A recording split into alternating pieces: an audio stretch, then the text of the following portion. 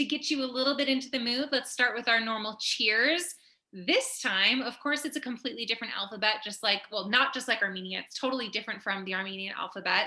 But this time, and I'm going to stick it in the chat, cheers in Georgian is gamarjo, which is the phonetic spelling anyways. So happy Friday, everyone. Gamarjo. Gamarjo. Look at it. It looks like we're all drinking beer. I know. Or cider. We did a cider tasting today, but that's another story.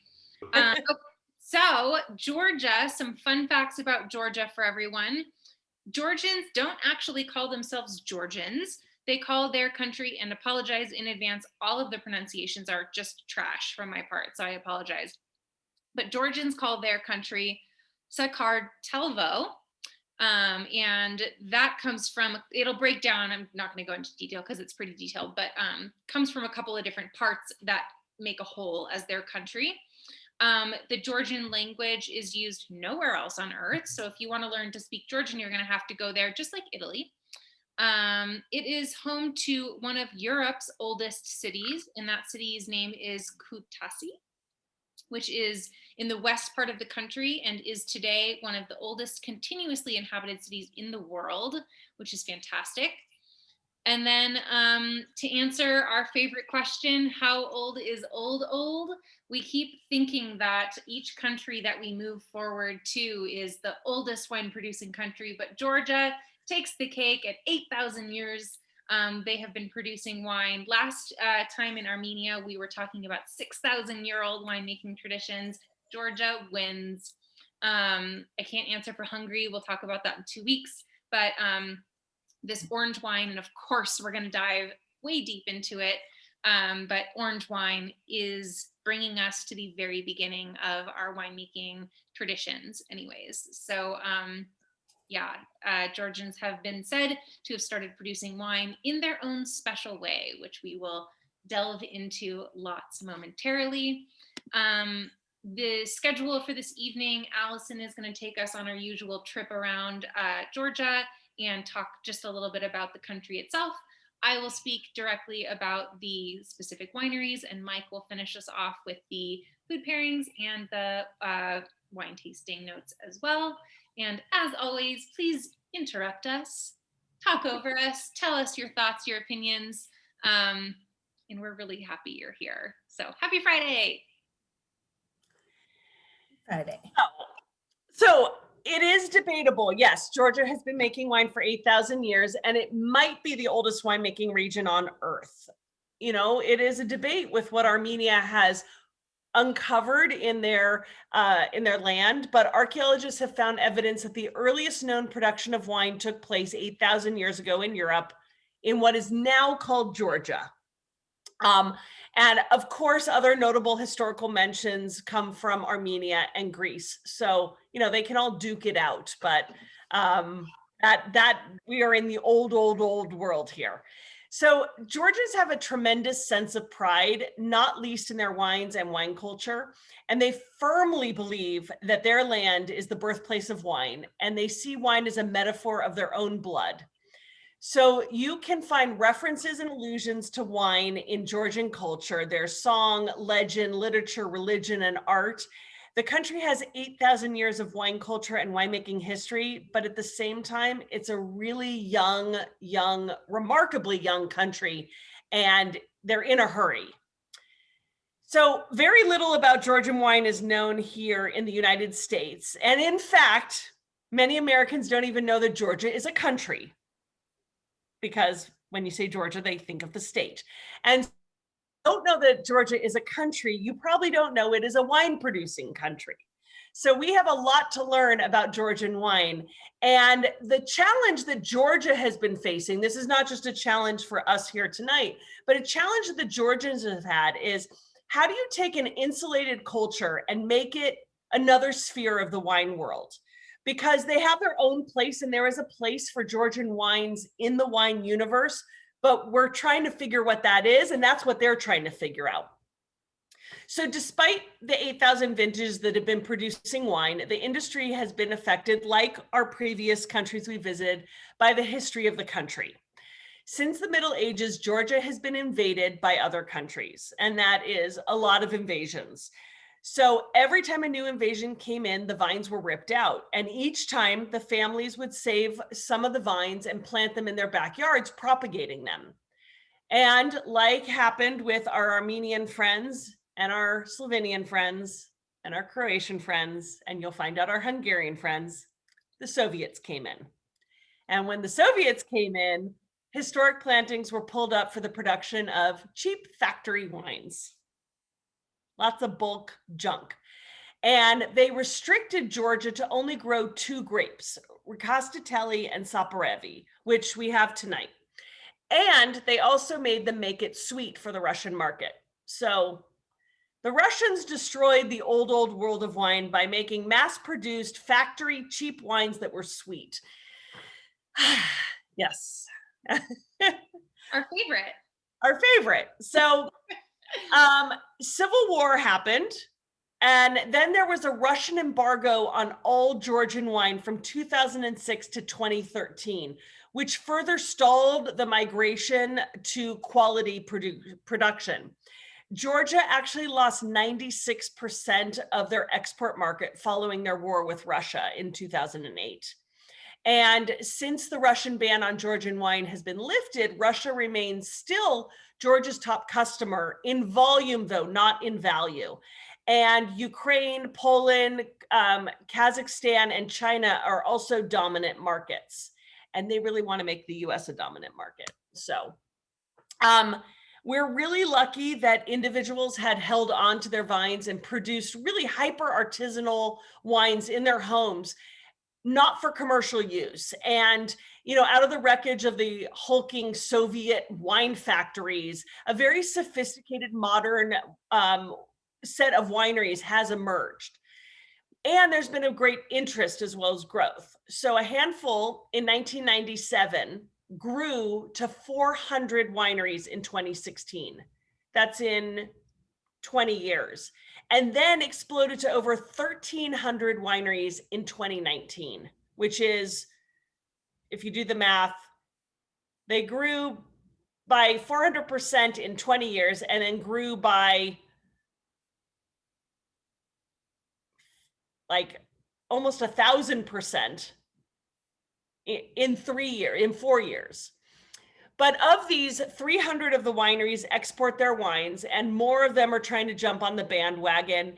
They now produce an array of wines for different consumer tastes. I actually got an email from a guy through LinkedIn because of an article I wrote on Georgian wines, who's asked me to help him find an importer into the US because that's his #1 priority, like everyone else in the world. So Allison, sorry, is it true, in a little bit of my research, I read that the US is one of the largest consumers of Georgian wine. Do you have, is there facts behind that? Is that true? It is one of the growing, but as I said, the largest markets happen to be still in the Eastern Europe area.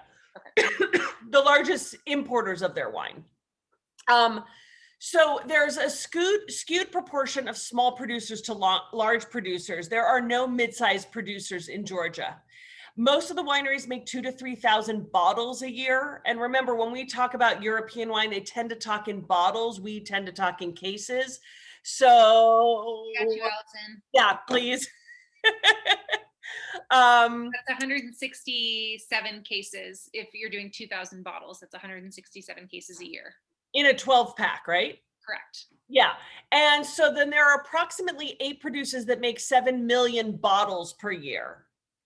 And that equates to about the same production amount as the 10th biggest winery in the United States. So 7 million bottles is, wow, almost 600,000 cases. So that's a lot. So they're no barefoot, but you know. Also a favorite of ours, right? We love it. So Georgia is a tiny little country. It's actually smaller than the Republic of Ireland, and it's actually just a little bit larger than the state of West Virginia. So since people usually forget that West Virginia exists because it's so tiny. You can only imagine why nobody knows that Georgia is a state. It's a country, sorry. They're situated at the crossroads between Europe and Asia, and Georgia is home to fertile lands and really dramatic vistas. And within this tiny little country, they have 7 different climatic zones with 49 different soil types and hundreds of grape varieties. In fact, Georgia has at least 430 indigenous grape varieties. But until recently, commercial production concentrated only on a select few. Today, Georgia exports to 53 countries. And as of June 2019, its National Wine Agency reported that sales to France, Israel, the Netherlands, and Canada have increased by double digits.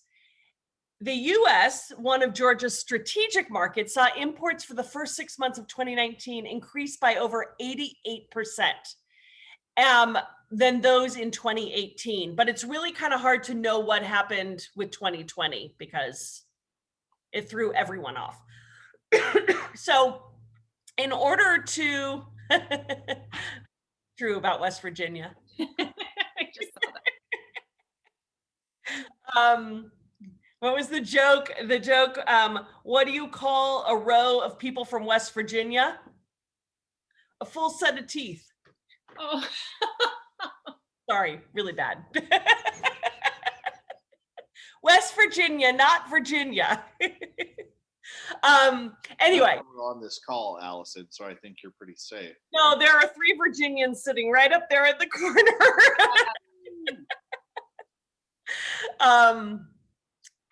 Anyway, so the key is that we need to find a place for Georgian wines. And in order to find that, it's important to start to understand the wines. There's very little information available.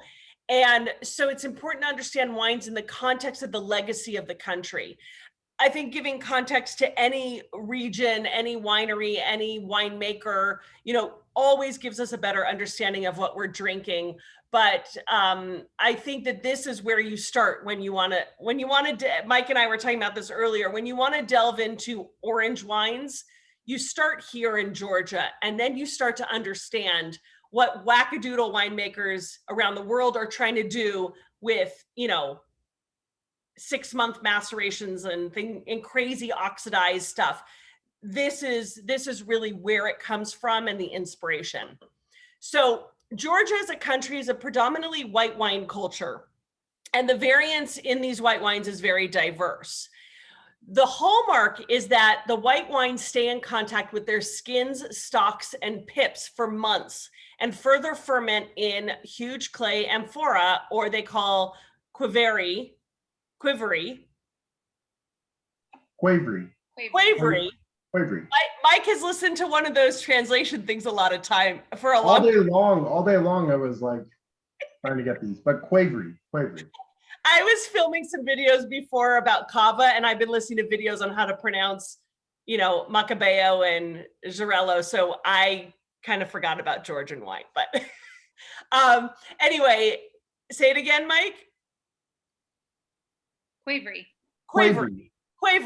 Yeah, So huge clay amphora, the quavery, that are buried into the ground. And it's a trend that has caught on elsewhere in the world, but the roots lie in Georgia. Now, we're not necessarily talking like you've seen if you go to Pompeii in Italy, and if you go where you see the clay amphora that sit above ground, that is true. But in Georgia, they literally, the cement tanks they have in Italy. If you've ever been to a winery, seen a picture where they're built into the wall and it literally is a cement tank. Imagine standing on top of that. They build it underground, but you can fit a body in it. And the reason I know that is, as a big fan of The Amazing Race, the first time I ever saw what a quivery was when the challenge was they had to go inside and clean them out with all the must and pulp for one of the challenges. So I'm going to share a couple pictures really quickly. Okay.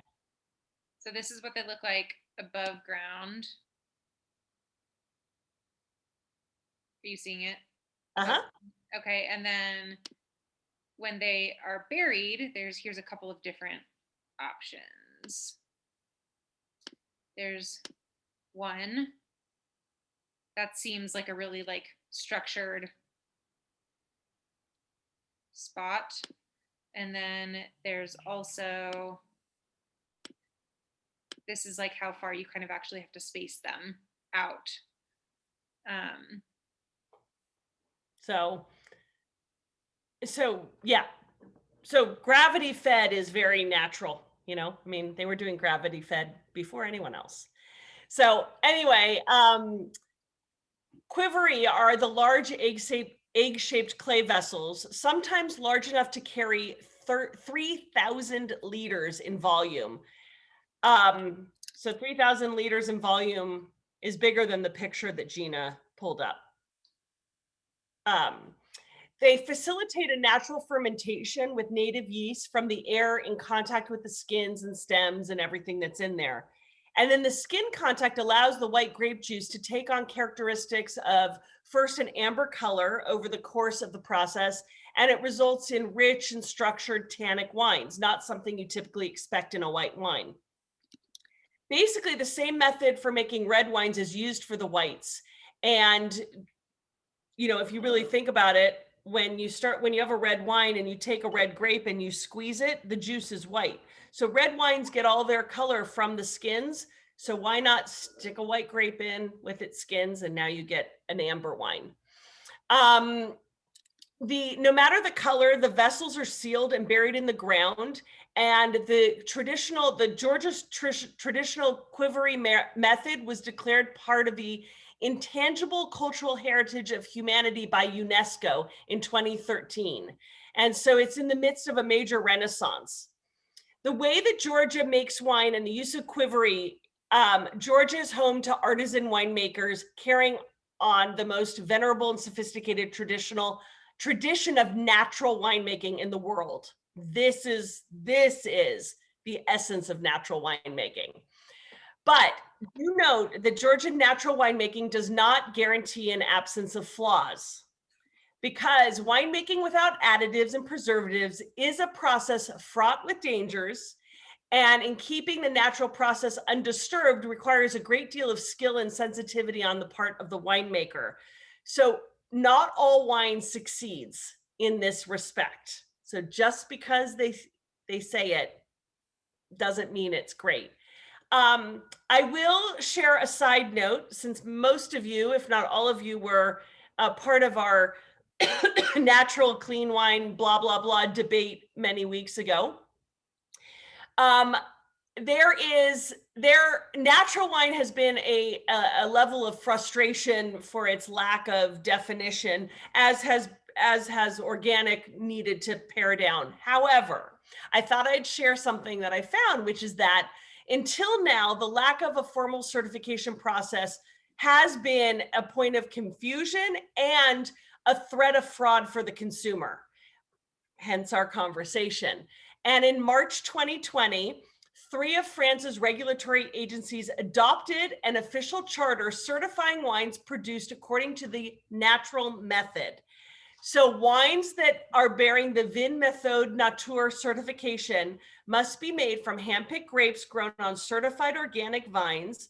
They must be fermented only with ambient native yeasts, okay, and finished with only minimal application of additives, adulterants, and other forms of intervention. Minimal intervention winemaking, but at least they're putting a parameter to it.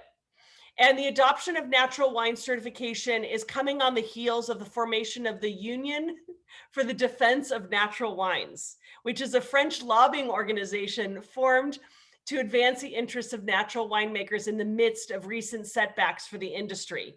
So this is seen as a major triumph for the natural wine movement as a whole. And I think it'll benefit consumers as well. Allison, I'm curious, and if you don't, that's fine, but I just send me research after, so I can send it to the group, because our whole initial debate was the fact that natural wine doesn't have a certification behind it, so there's no actual definition. Does the certification that you're telling us about offer actual definitions of what these wines need to? Yeah. Okay, I'd love to know that. It's what I had read off, that it has to be handpicked from certified organic vines, fermented with native yeasts, and finished with minimal additives. What is minimal? Well, I'm going to be that person. I mean, let's be fair. I can't speak specifically to it, but there My was guess would be they have more specific guidelines, but those are the general guidelines for like the consumer level. But it's amazing because it does also remind me of what we talked about, where all three of us agreed that France is awesome because they regulate and they just have rules about like, this is how you do it. And this is like what the quality threshold that we want you to uphold in terms of the wines that you're making from the various regions. And I think well, I mean, it's a smart move because we need definitions. We need classic ones, but basically that's minimal intervention. And if you're certified organic, or if you practice organics without certification, biodynamics, there are things you can use, additives that are natural, that you can use to fix problems, whether it's frost or mildew or something. And so I would agree that it sounds to me that in natural wine, they are saying the same thing. There are approved things that they can use because, there are a lot of dangers in making if you put your grapes in a quivery and let natural fermentation happen, and in 6 months or a year, you take out the wine, you're taking a real crapshoot of what you're going to get. So, but anyway, before I digress too much, the most important wine region in Georgia is called Kakheti. That's Kakheti. And it is most important for quantity, quality, and also in historic terms. Almost 3/4 of the country's wine grapes are grown here, and the land has been used for viticulture for thousands of years. It's also home to some of the oldest human habitations in the entire Caucasus region. And there have been archaeological findings that have suggested that wine has been produced here for several thousand years. In terms of wine, the area is officially divided into several subregions and even a number of micro-regions. And this creates a huge variety of mesoclimates for viticulture, as well as the large amount of grape varieties found throughout. And as I mentioned, there are, tons of different microclimates, tons of different soil types, tons of different grapes. The most significant of these areas center around the villages of Teliani Valley, where we are going with our white wine today, Guaranjani, Cavarelli, which is our red wine, Sagarejo, and Singani, which dot the banks of the Alazani River, which flows from the Caucasus Mountains to a reservoir in western Azerbaijan. Sorry. So as you're looking at the map, Kakheti has a transient continental climate. And what that means is it's a mild to subtropical temperatures as well as arid conditions. So they can get also ample rainfall. Predominantly viticultural areas have an arid climate with rainfall conserved for winter months. So, that's pretty typical of a continental climate. But interestingly, in the particularly humid areas of Shidi Kakheti, irrigation is required because of the high level of what they call evapotranspiration.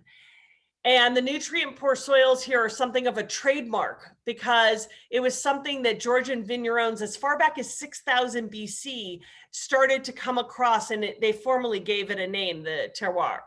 And that particular kind of soil is called cinnamonic, like cinnamon, but ends monic. And it's found in Kakheti's key wine growing zones. It's typically comprised of sandy reddish colored calcareous clays. And this results in really high iron content, which you end up tasting in the wine because it brings a depth of flavor and a rusticity and an earthiness to local wines.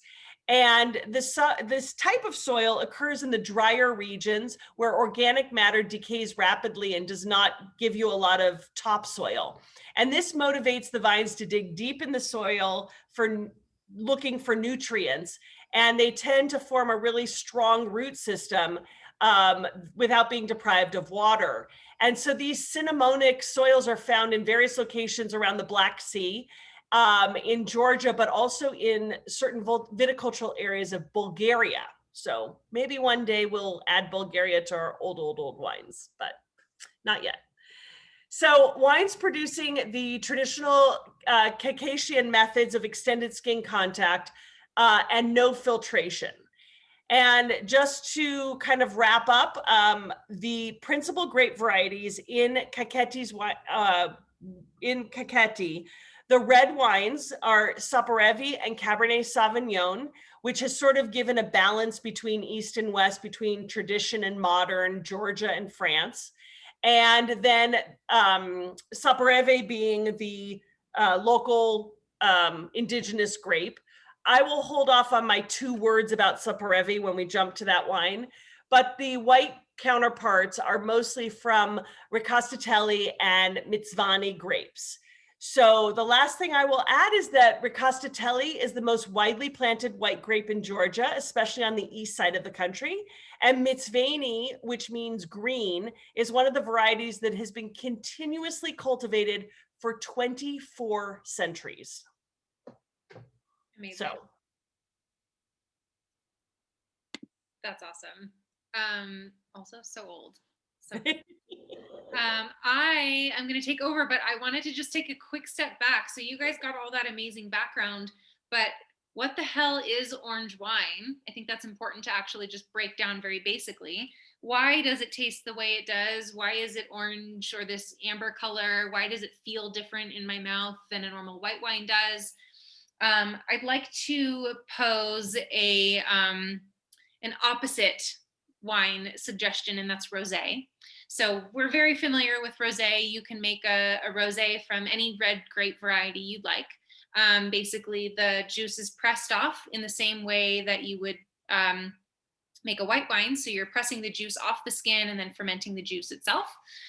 Orange wine is almost the exact opposite. So you can make an orange wine from any white variety, but instead of pressing the juice off, you're actually producing this white juice as if it's a red wine. So you're not pressing the juice off, you're actually doing the fermentation with the skin.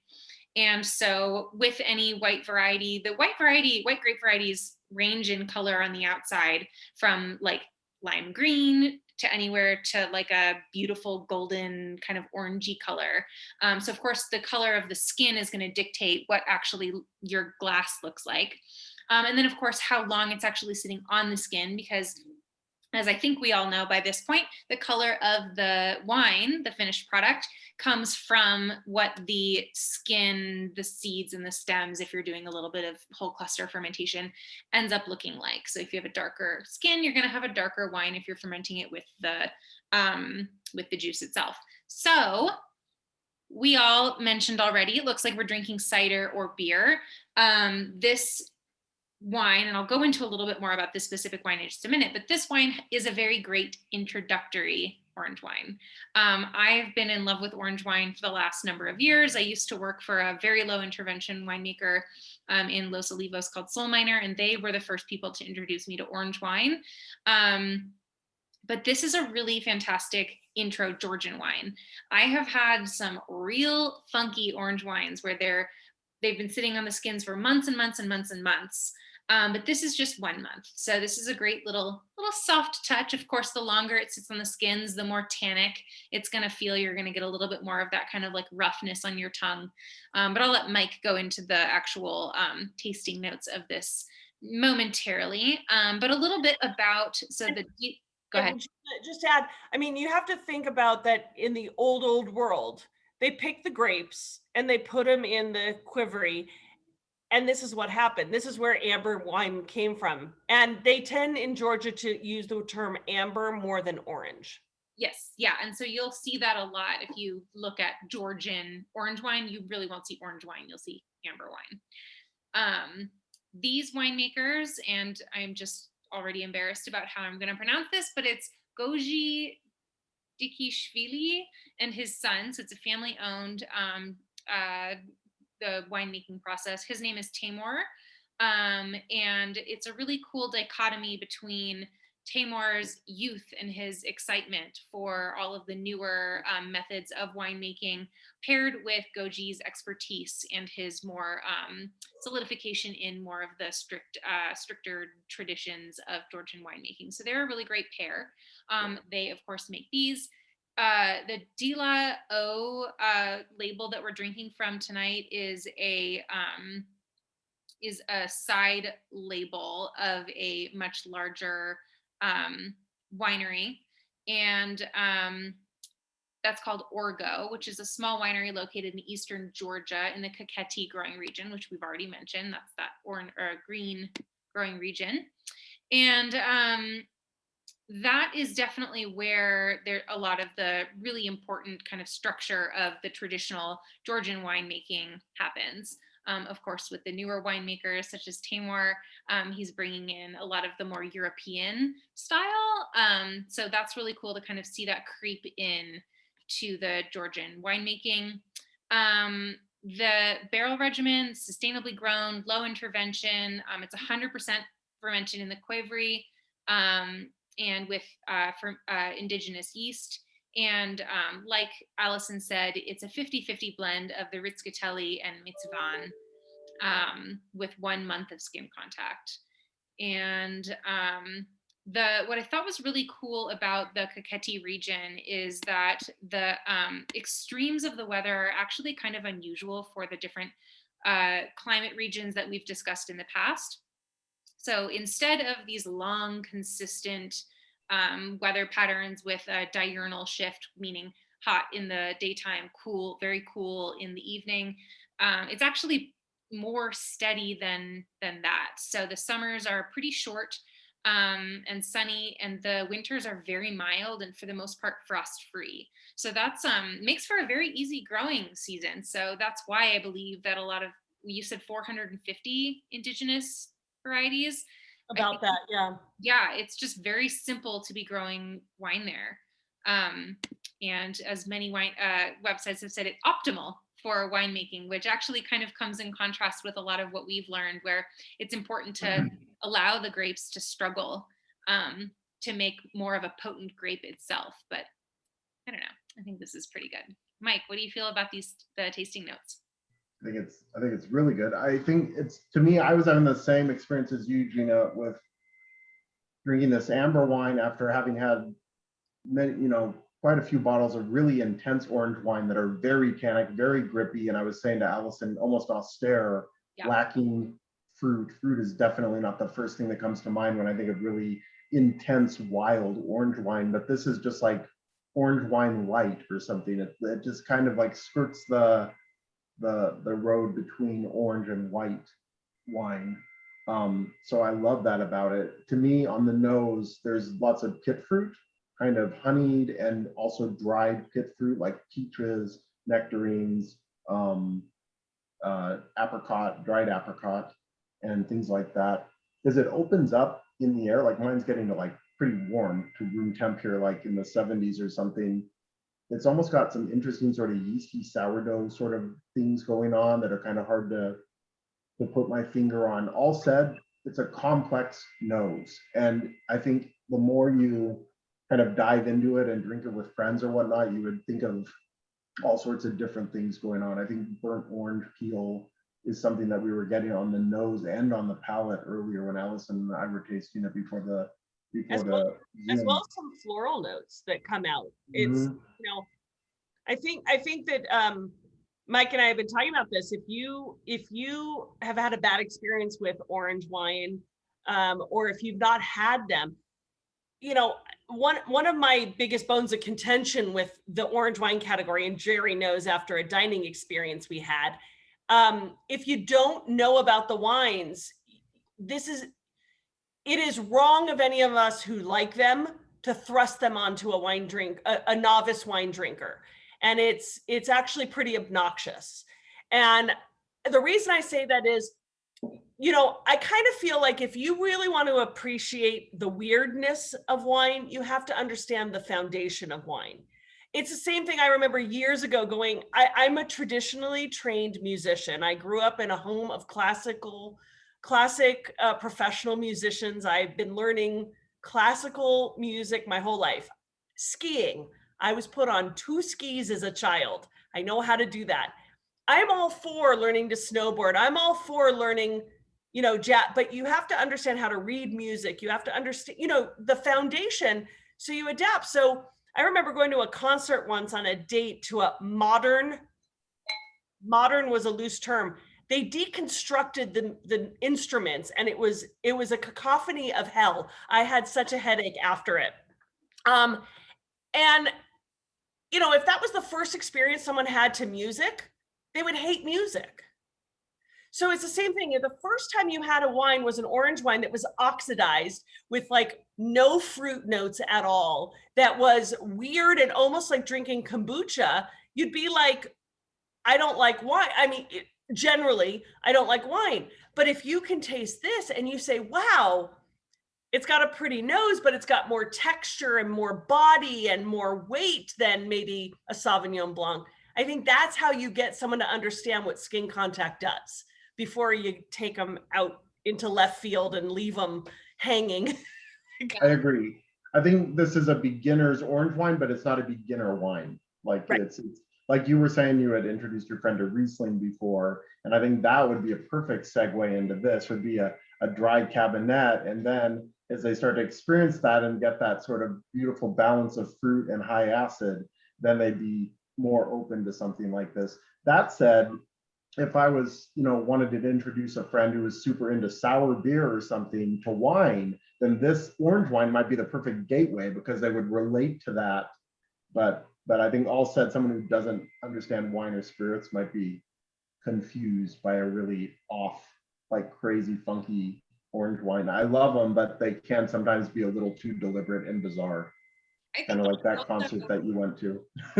Great wine to introduce with food, because I'm sure, as for those of us who are not eating in this moment, you can really, you get all of the grippiness on the palate.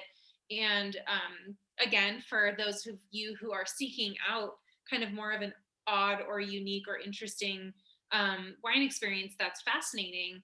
But this paired with food is like a whole other level of goodness. You know, the tannicness of the wines kind of is softened, and you actually do experience a little bit more of the fruit notes. When I'm pairing this with like a roasted chicken, oh my God, it's like gorgeous orange blossoms and like dried apricots, and you get a little bit more of that not sweetness, but like the more like sweeter notes that we perceive as sweetness occasionally on the palate.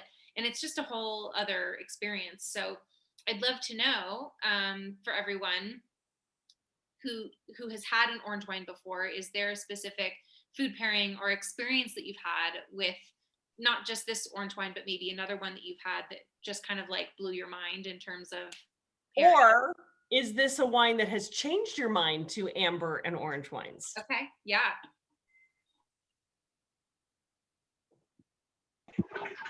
I think this one is really good. I've had orange wine, like you said, is really intense and powerful, because at first like, ooh, orange wine, that sounds fun. Let's try that, you know, and then, ooh, what's this in a glass? And it, you know, can be a little off-putting intensity. This is fantastic. I mean, it smells like on the nose at first, oh, it's going to be super sweet, you know, because it's super floral and, you know, so like honey and like you said, all these other notes. It's like, oh, am I going to be drinking? Is this a dessert wine? Is it, you know, you can kind of almost play a trick on someone with what you're getting.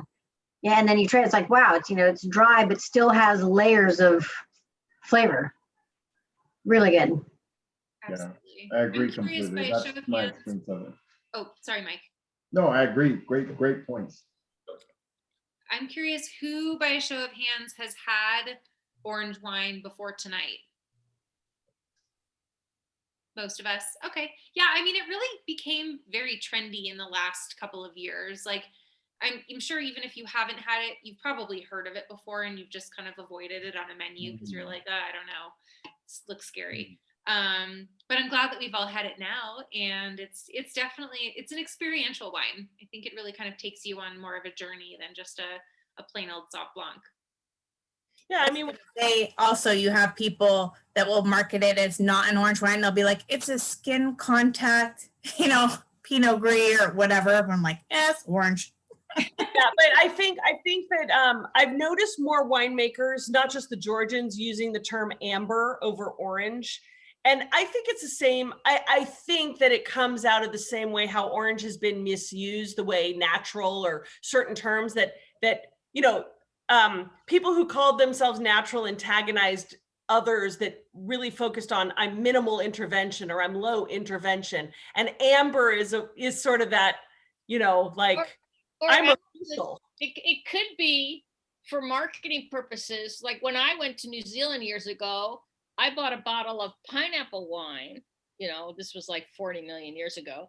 And, it was made, I guess, from pineapples. So if you sell something as orange wine, like regular people might think, wine made from oranges? It gives you fruit based.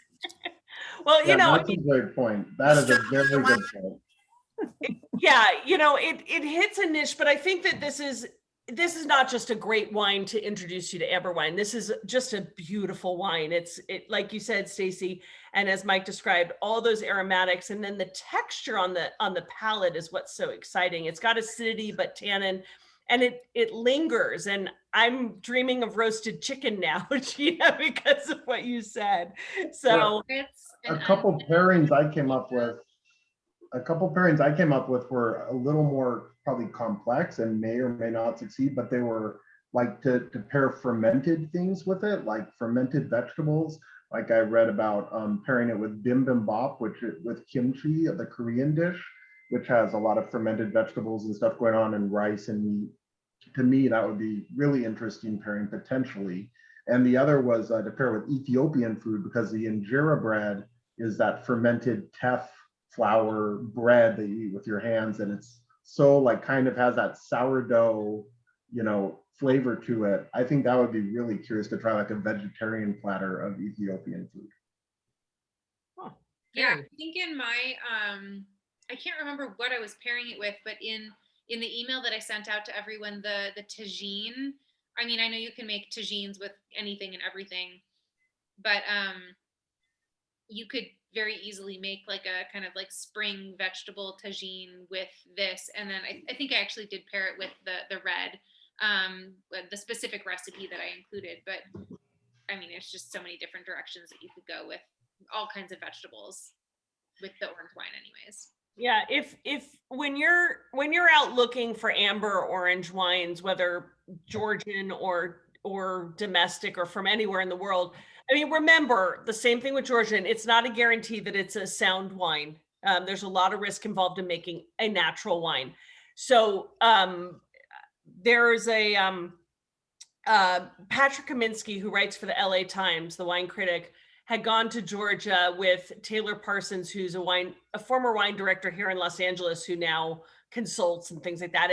And they had led a seminar that I had attended a couple of years ago, my first introduction to Georgian wine. And even in what they said is, I mean, being in Georgia, it was a crapshoot what they tasted. And not for lack of trying by the producers by any means, but just, it wasn't a 9 out of 10 were good or 1 out of 10 were good. It was just sort of a hit or miss.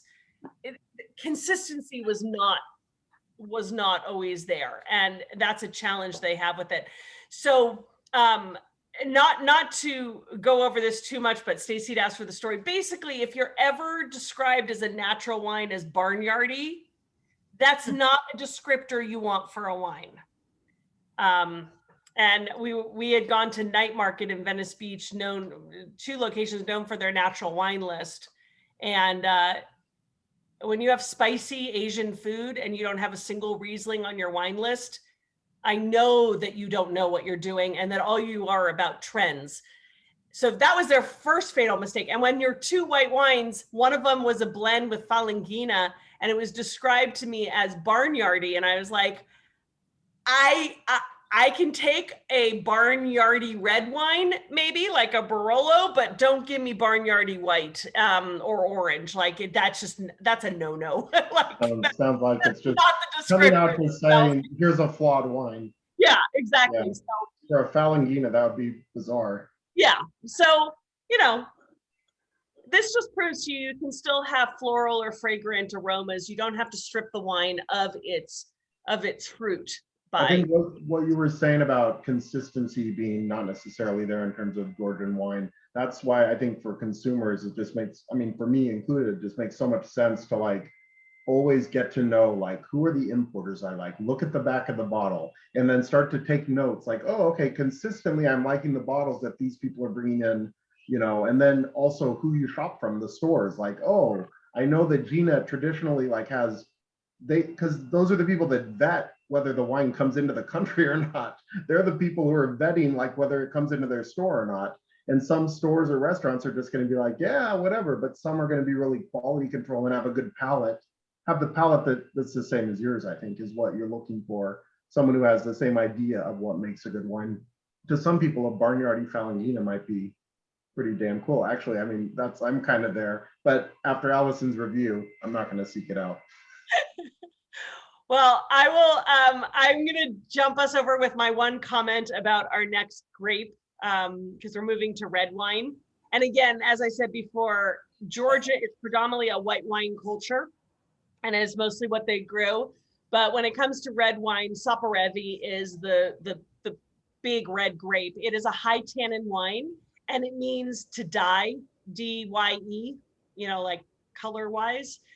So as the main grape of Georgia, it's a grape on which not just the skins are red, but the juice is actually tinted.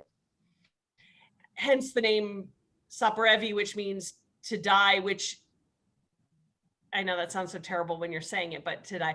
But in French, it would be tinturier, like it tints. So when you think about how cool that kind of is, that the juice is colored, which is not uncommon, like a Pinot Gris, you know, other grapes have more of a tint than just clear juice. But yeah, it seems like the skins bled through to the juice on this one.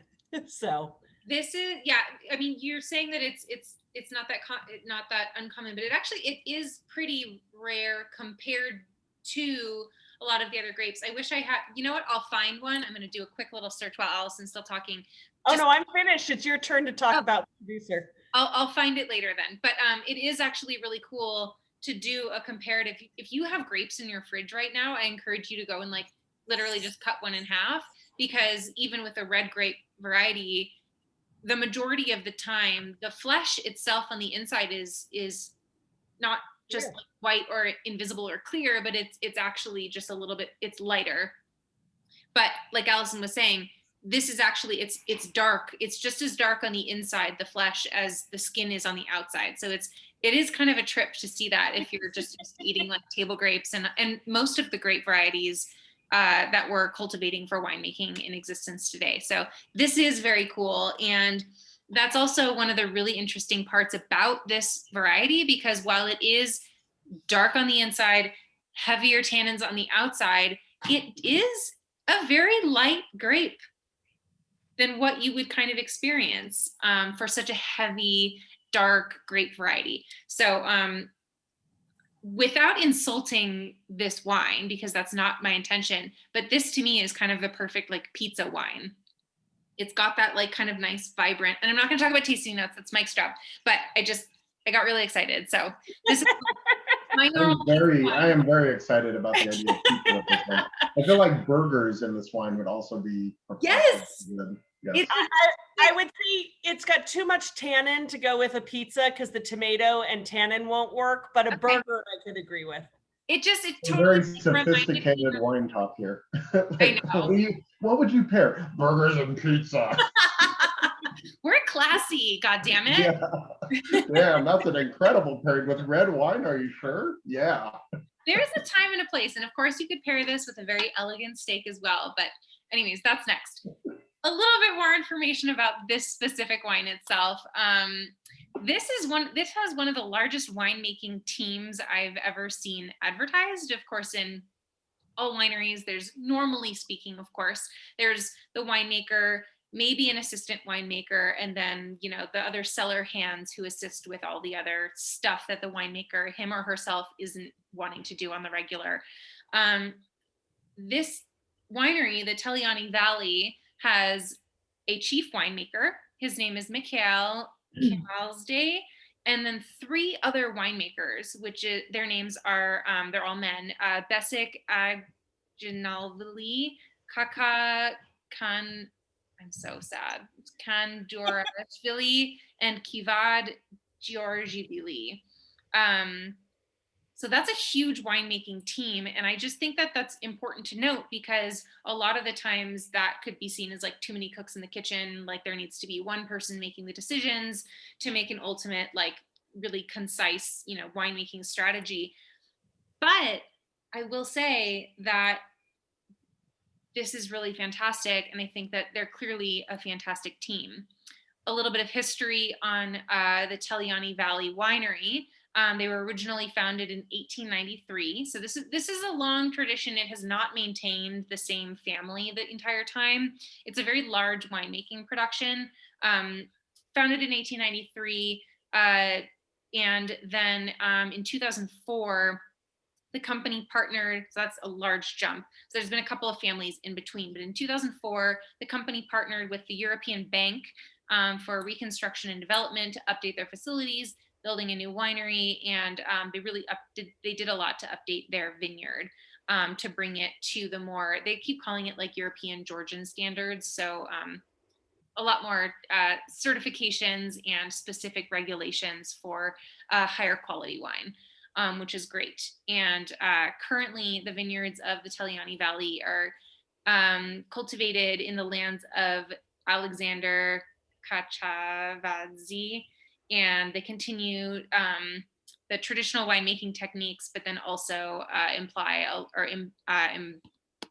use a lot of the more modern Georgian European techniques. And then this specific wine is aged and fermented in 100% stainless steel, which is very different than a lot of the majority of the red wines that we've tasted as a group, because normally there is some level of either oak influence or concrete or quivery or any other kind of barrel influence, but this is 100% stainless steel red wine, which if you would have asked me this 8 years ago or 9 years ago when I really started getting into wine, I'd turn my nose up at that and I'd say that's just bastardizing the ability to make a beautiful wine, but this clearly proves that wrong. I have a full confession. So I totally put Tempranillo on my top 5 list, but my experience that put it there was my friend makes Tempranillo in Sebastopol 100% stainless. It works sometimes, not all the And I was just like, I freaking love this wine. What winery is that? I want to taste that, because to me, It's private. It's a private label. Not to share with the group, Sabrina. Oh. It's a small hobby. Sounds amazing. But that is cool, and that's so important. Like every single time I think that I know everything about wine, and know that this should be produced in this way and this should be aged in this way. Stuff like this just proves me wrong. They come along and slap me in the face with, you don't know everything, Gina. And it's so cool to be able to experience a high. We're not allowed to ever have absolutes in wine. Never. And why would you? It's not important, because stuff like this comes along and you're like, yes, all right, I'm into it. So Mike, tell us about your tasting notes. All right. So it's very licoricey, black licorice, I think, and there's kind of some super dark, bitter chocolate. I don't think of fruit that much when I stick my nose in this wine. I mean, there is like kind of some really dark black cherry stuff, I guess, but all said, it's more like savory spices. I think there's almost like fennel seed or things like that coming through, cinnamon sort of things, just really cool, like kind of Moroccan spice blends and stuff. Yeah, I mean, especially if you don't stick your nose in too deep, you just kind of, you get different, if you smell wine, you do this, Allison, like it from different, like not too deep, and then, like different angles, like you kind of get a little different. Like I learned that from tasting Armagnac. You're supposed to like smell up here and smell down here. I think with wine, you can sometimes, if it's a really complex aromatic or an interesting aromatic, you can sort of get different stuff at different angles. And I think the reason you're supposed to taste Armagnac by smelling up here like Mhm. any spirit, is because they're so high on alcohol. And Yeah. if you stick your nose in like wine, you'll burn your nostril hairs. Right. But there's different, you get different, if you Wine. go all around on whiskey too. When you get all the different like angles, you get different sort of notes, or at least you perceive that you do. Who knows if you I actually would do, never right? stick my nose in a glass of whiskey. Not if I'm No, of course, yes. You learn that pretty quick though. You pour bourbon for a wine lover, and then they immediately just like singe their nose hairs. Like, anyways, that's the You learn digress. about So, vodka. But I think there's some. I'm getting fruit notes off of it. I get kind of like a black cherry and yeah, a little bit of getting into blue fruits, like a blackberry or a we found blueberry on this one earlier, right? Yeah. Definitely like that sort of dry blueberry, like really sort of intense brambly fruit. But to me, the spice stuff coming off, that's really interesting, like savory smoked meat. And that's interesting because some people compare this to like sort of a cross between Syrah and Blaufränkisch. And I think that's really kind of, especially once you get on the palate, that's kind of true, because it has that depth and character of like really kind of dark, but not overbearing. There's still good acid. And then you get the tannin like you have in the Blaufränkisch. So to me, it's pretty good wine. I think this And would also they have be any really good thoughts? chilled. Yes, I think some chill on it was good with some chill on, but I'm liking it at room temp too. It's very like, interesting. I'm wondering Well, what, I think that it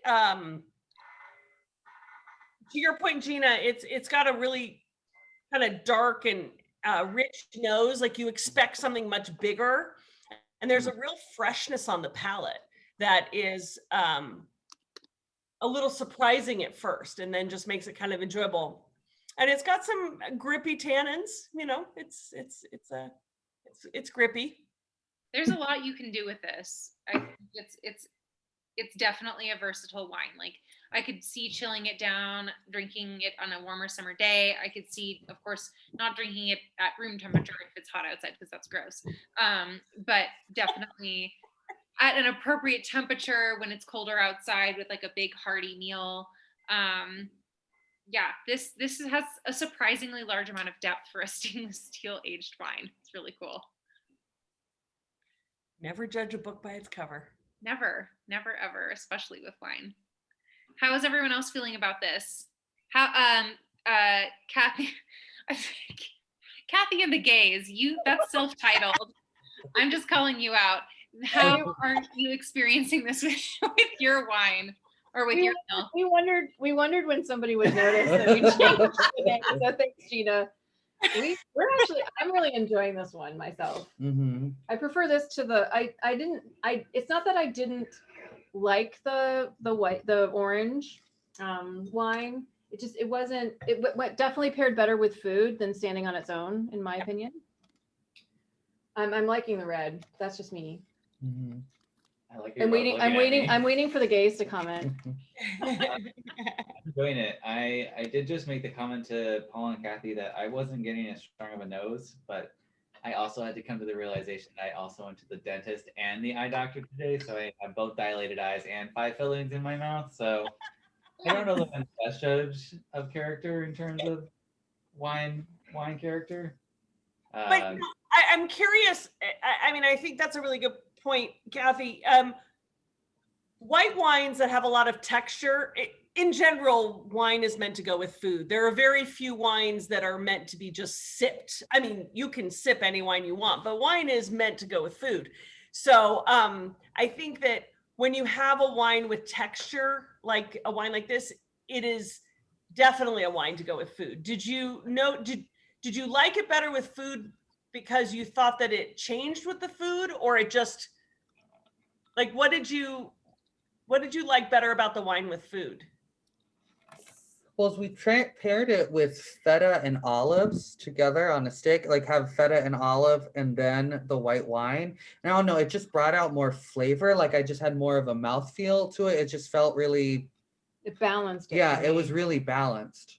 Yeah, that's exactly, like, that's what you want, because you never want the food to overpower the wine or the wine to overpower the food. If you can find a balance and a harmony where they accentuate each other, you've accomplished what everyone aspires to.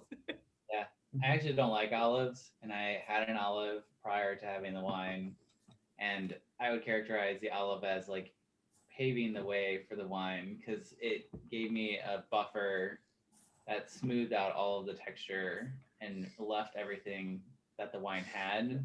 Uh-huh. It was unimpeded.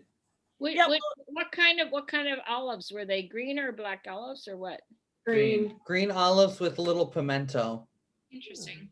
If you think about tannins in even red wines, what tannins really call for is fat or proteins. So that's why steaks and red wines are always, a big tannicky cab and a steak. I think that's a really good point because once you put food in, and even with the cheese, it softens tannins, and now you are able to, it cuts that edge off of the wine and lets you focus on other parts of it. For sure. It's interesting. Yeah, no. I want some feta now.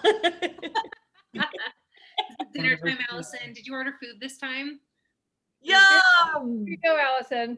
Is that Well, I have a bottle of cava, a really good bottle of cava open from shooting a video earlier today that I'm probably going to drink. And I Coravin these so that I can enjoy them another time with the appropriate food. But I might have a little feta in my fridge now that I think about it. So should check. amazing?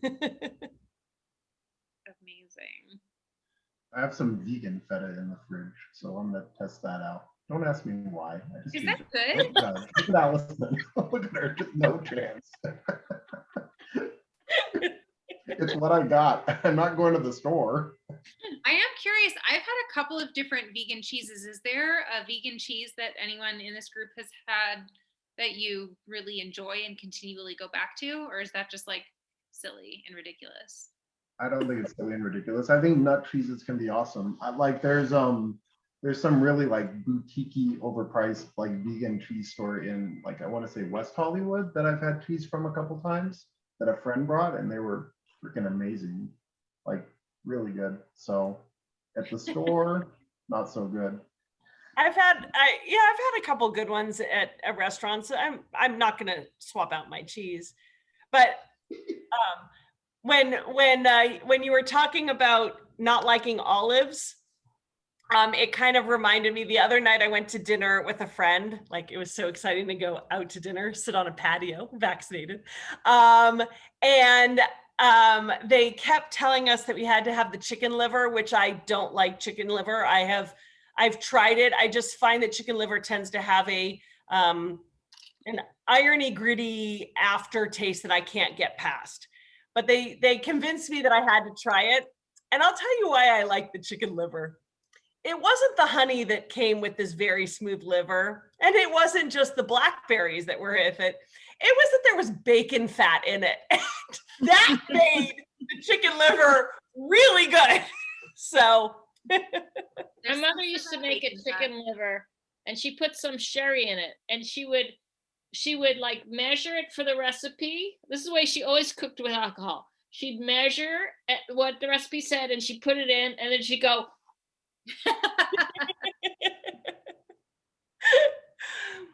Yep. So Amazing.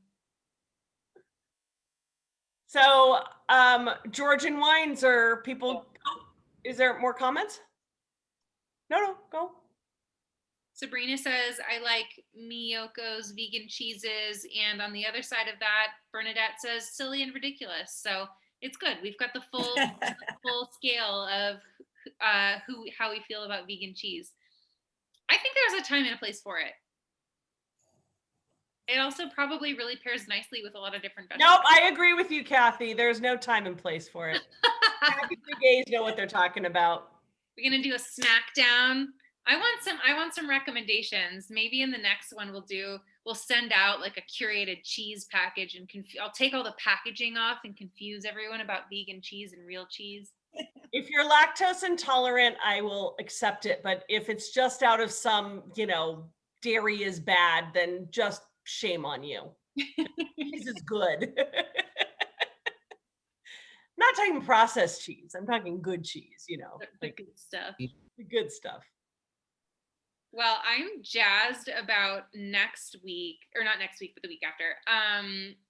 We're getting into our final wines. Allison, can I tease the idea of the next series that you? Yeah, are we gonna do the other one we talked about first I think we should, and then we should do in the summer? What is Mike, what are you showing us? Vegan feta. Vegan feta cheese. I'm gonna try it. You keep talking. It's No, called just like feta. So not Live feta. stream your cheese experience, Mike. I need to look something up really quickly. Okay. Kind of got the consistency of feta. It's kind of crumbly and I soggy. feel like this is like Mikey will eat it. Yeah. Yeah, Mikey likes it. He eats everything. He likes it. He likes it. Is it like a vegan feta cheese or just a vegan white cheese, or like is it a It's variety? vegan feta cheese. It says just like feta.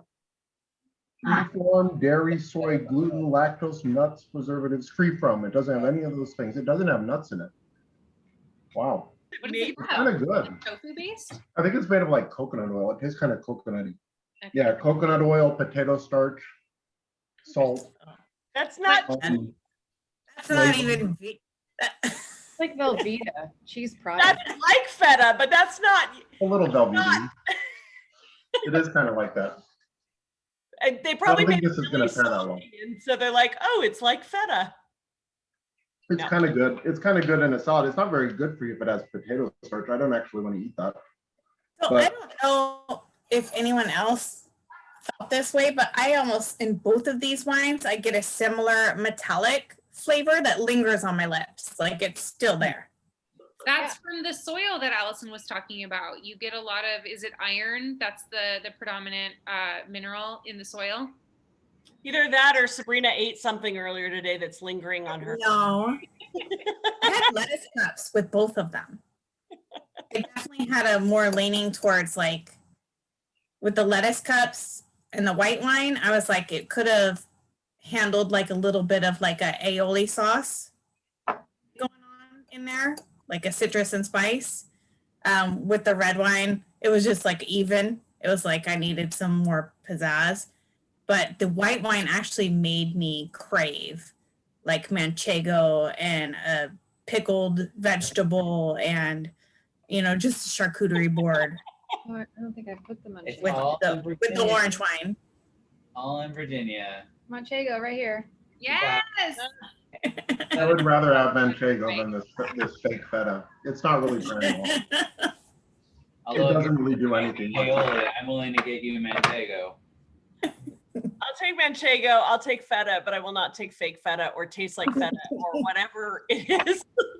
Just like feta. It's just like it, except it's actually not that much like it. It was kind of okay, like in salad with 1,000 other things in it, but It's white and it crumbles. yeah. And they threw a lot of salt in it, so there you Oh, go. it kind of, yeah, it tastes salty and it has a little bit of like that Greek flavor, but all said, I mean, with the wine, it's like terrible. Yeah, not very good. Well, sorry. Well, on that note, I'm just going to tease. We don't have anything available for purchase yet, but because we're coming into our last week with Hungry in 2 weeks, post our old world virtual tasting series, we're going to hop right into, and we'll release the timing next time we all meet. We're planning a South and Central American tasting, which will be just a 3-part series. It's going to be a little bit smaller than this last one. Of course, always spaced out every 2 weeks to give you guys a little bit of time to not see our beautiful faces. And that's going to be focused on Argentina, Mexico, and Chile, unless we find something like way cooler. But that's the plan in this moment. Oh, unless we decide to add Uruguay as a fourth. Which we might do, but that'll be Or optional. Brazilian sparkling, remember? You're right. Frog? We get too excited. We'll Yes, see. I see all of those. Do it all. 5 parts, 7 part, do it all. Who wants to You try know, a Tanat from yourself. Uruguay? That's all I want to know. There we Yeah. go. Sabrina's in. That's all right. See that? Multiple to not from Uruguay fans. Okay. So this is okay. Please put it in the chat. I'm going to post it right now. We're definitely planning on Argentina, and I'm typing this in. Can't type and talk at the same time. Feta and the amber wine are very good together. Real feta. Real feta. Well, I mean, Whole Foods 365 crumbled feta. It might be cow's milk cheese, not sheep. So it's not really real feta in that case. Actually, I have a Gouda, the little Gouda chunks. Those are good. 18 months age, and that went great with the orange. I'm sorry, amber. I find it offensive that they don't tell you. They tell you it's cultured pasteurized milk, but they have the audacity not to tell you if it's cow or sheep. I think you should be informed of these things. While I grab my charger, please everyone, and we don't even have to do specifically Argentina, Mexico, and Chile. Between the 5 that I posted in the chat, if you guys could all type in your top 3 between those 5. And that's not to say that we'll just do 3. Maybe if everyone's really jazzed about all of them, maybe we'll do all 4 or all 5, but throw in what you're most excited about. But just, for Chile, we're not thinking of doing a Carmenere necessarily, or like some big wine, but maybe more cool climate. They have great Chard and Pinot. We could do a Carmenere. And so, we'll just do something a little Chile's less. all about Pinot now, isn't it? Huh? Chile's all about Pinot in my mind now, and Chardonnay. Yeah. And Carmenere. And then Carmenere traditionally, yeah. we would clearly do a Malbec, but also do a white wine from northern Argentina. From Mexico, it's not so much about the grapes that are important, just finding cool blends, like some funky blend of like Zinfandel, Nebbiolo, Petit Verdot, and Pinot Noir, because they actually blend grapes like that together. Because that's what's classic in Mexico, in Valle de Guadalupe. Strangely enough, Allison and I found that out. That's how we met, on a trip to Valle de Guadalupe. Oh, that's fun. Save that story for when we're in Mexico. And then Uruguay, of course, is Tanat, and I don't know if there'd be another, so we could always look and see if there's a Brazilian sparkling wine imported. Maybe it should be Brazilian sparkling and Uruguay all at the same one. We have mentioned that, yeah. Many options. We want to keep you guys happy. Hey, Gina and Allison. Yeah. I know we're still in the geographies, and I'm super excited about Central and South America, but I really am super interested in having a series on a particular grape. Okay. Done across different regions or across different Yes, countries. that is super fun. Can y'all put the grapes that you're interested in diving deep into the chat? Because we will bring you exactly what you want. Yes, we can. I will have Paul do my typing for me. But here's a question. Would you be curious of, because we had talked at one point of like, let's say we did a Pinot Noir. I think Chenin Blanc is a great one. Chardonnay is an excellent one because it's a neutral grape that really picks up where it's from. So does Chenin Blanc. But let's say we did Pinot. Would you rather have 4 Pinots in front of you from different places at one time? Or would you rather kind of do 1 week, one region, 1 week, another? Like how would you want to explore a grape? I would want multiple at the same time so that you're tasting a flight per se, or a baby flight, just so that you can fully understand. Because if you like, what did that taste like?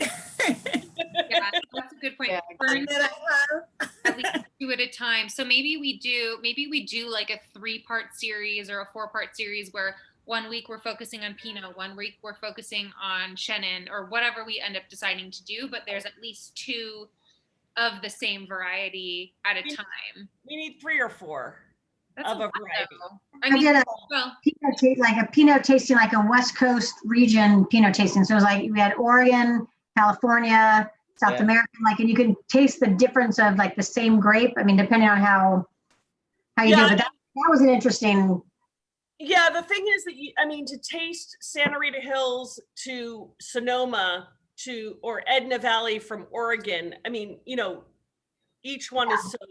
We're trying to figure out if it's like, same region, or similar regions, or are you going, like I said, Oregon is different than, parts of California, but even within California, how different it can be. I think, I mean, what I'm hearing is the trend is that you guys want to go as nerdy and deep as possible, like, which is amazingly awesome for us too. But like, I mean, that is like kind of a unanimous trend is these guys want to go super nerdy, Gina, which is so cool, right? This is like the best. Like, I'm already ever. super nerdy. That's the whole reason I even like wine. I love it. Well, as usual, we will always bring you, hopefully, maybe not exactly what you want, but we'll circle the right fields for as many people as we possibly can. Gina, what about our summer theme that I threw? Yeah, and so yes, on the comparative analysis between single varieties, we'll definitely make that happen. Another quick thing to add in the chat is if we have a couple of different series going on at the same time, would that annoy people? Because we want to give you everything, but of course, like, we all want to taste all the wine at the same time. So think about that, throw that in the chat. Another idea that Allison had was, well, with summer, I thought we could do island wines. And we could, in like this heat of the summer in July or August, we could go to Sicily, Sardinia, and Santorini, the 3 S's. So another option. I think I'll put this in a poll. In the final email that I send, I'll probably send it out mid this next week. I'll give you all, if you don't mind, answering in the poll so we can really get a feel for what everyone's thinking about. I'll make a poll. Yeah, and also, is Friday night still work for everyone? Yeah, if you want to move to another night of the week, that's totally fine. Like, I know that we are all kind of getting our normal lives back, and we definitely want to maintain this awesome tasting group. But if you want to move to Wednesdays or Thursdays or Saturday mornings, maybe not Saturday morning. Not that. By the way, this is my new normal. Actually, I never went out on Friday nights anyway. I never usually go out on Friday nights. That's because everybody's tired because you've all been working all week. You're not. Right? No, it's because Friday night is when the amateurs go out. Truth. I like Fridays. Like, Fridays are good. Party. And I'm like, no, when you go out, it's like Tuesday night, Wednesday night, Friday's night on the couch. The celebrities in the club on Wednesdays, Tuesdays, Wednesdays, or Thursdays, and then the rest of the people were Friday, Saturday. That's why I can't make it Tuesday, Wednesday, or Thursday. I'm totally clubbing. I can't make it. Can we come with you? The weekdays, I won't be here. I start law school this fall. Congratulations. Awesome. Where are you going? Going to George Mason here in Virginia. That's why I was late. I was at my law school reunion that they did virtually this year. And so we had our class gathering and it overlapped with that, with this. Oh, cool. Very cool. What school did you go to? University of Chicago. Nice. Awesome. Chicago's love one of my favorite Chicago. places. Yeah, I love Chicago. Love it. So Love that it's like the second largest city in the country, but it's filled with a bunch of Midwesterners. So it's like your best of both worlds, right? So it's just like super friendly people in the middle of a big urban place. And they think that 65 degrees is like bikini weather. Who doesn't love that? they also think that a lake is a beach. So Excuse me. The lake is a beach. It has sand. Having grown up in Michigan where we only have lakes. All my family's from Michigan as well. I grew up in California, but my mom's whole side of the family's from Michigan. And it's definitely there's our beaches. Those lakes are big enough to be oceans. Torch Lake is it is ranked one of the top 5 cleanest bodies of water in the entire world, and it is gorgeous. It is a tropical paradise in northern Michigan, and I will die on that hill, and you all can find me. I went to camp in Michigan. Michigan's cool. That was Two man. summers in Michigan, and I decided I was not leaving California for college. Oh, too many big bugs and humidity. Humidity and hurricanes, and well, hurricanes were kind of fun coming from California when you've never seen a hurricane. It was like, I remember the water lifting off the lake, and I was like, that's so cool. You know, I'm from California where we have earthquakes. I'm not used to seeing water lift up from the middle of the. Yeah, you've seen nothing until you've seen the lake effect snow. When I first moved to Chicago and it was winter, and I had come from New York, and I was like, why is no one else walking down 59th Street to get to the university? It was because it was a wind tunnel on 59th Street. Like, so cool. No, thank you. In Chicago in the winter, like you realize that basically downtown Chicago is filled with all what I call them like gerbil tunnels. Like you could get totally. You have to figure out how you can get so far through this building, up these stairs, down through this doorway without ever going outside. Yeah, it's fascinating. In Minneapolis, though, they've actually built walkways and covered areas so that you never have to go outside in the winter. You can cross from building to building just by crossing bridges and tunnels. Yeah, my dog used to be like, yeah, I can wait till spring. It's okay. I don't have to go outside. Oh, well, fun times. Is Remy under your feet? Pongo is. Yeah? I'm at their place. Oh, you're not at your place. Oh, okay. My Chihuahua refuses to eat the vegan feta. Did you see that? He absolutely turned his head away. Just like, no. No. Our dog was put out too. So yeah, I was on a tasting with a winemaker yesterday from Sardinia, and they have a couple really cool grapes that were almost extinct that got me inspired. And then of course you've got Sicily with the volcanic soils and the delicious wine. And then who doesn't love a good Assyrtiko from Sardinia? I don't know what red wine we will do, but I figured that out. But yeah, I was just like, island wines. Like, who doesn't want to do island wines in the hot summer? We could also totally combine, in a weird way, like our comparative tasting with that, and compare and contrast island wines in one. Like we could do 2 white wines or a three wine tasting in one evening with a white wine from each. My favorite island wines are Canary Islands. Canary Islands wine is, I don't know if I've had one I didn't love. So good. The problem is Cananao isn't really grown anywhere but Sardinia, and Torbato is only grown in Sardinia. Don't get me wrong, I want all the ones you mentioned. I'm just thinking when you said islands, I thought of Canary Islands. So good. Yeah, of course, because they make orange wines. Price conscious. No, they don't. What?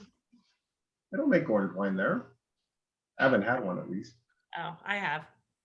Or at least it was a funky white. It was cool. It was good. Did you have a barnyard? No, from there? No barnyardy. It was Cody. Love it when my white wines taste like feet. Yeah.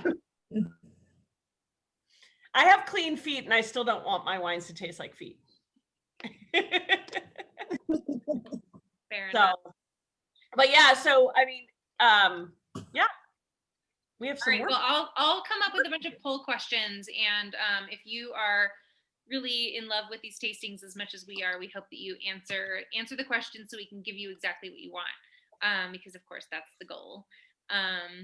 Well, unless everyone or anyone has anything else to add about these fantastic wines, we will see you in 2 weeks in Hungary with some fantastic Tokai.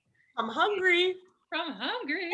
So you better be hungry for some Hungarian wine. That's my joke for the evening. I apologize. All right, guys. Well, have a lovely, lovely evening. Thank you so much. We love you all. Happy Friday. Thank you.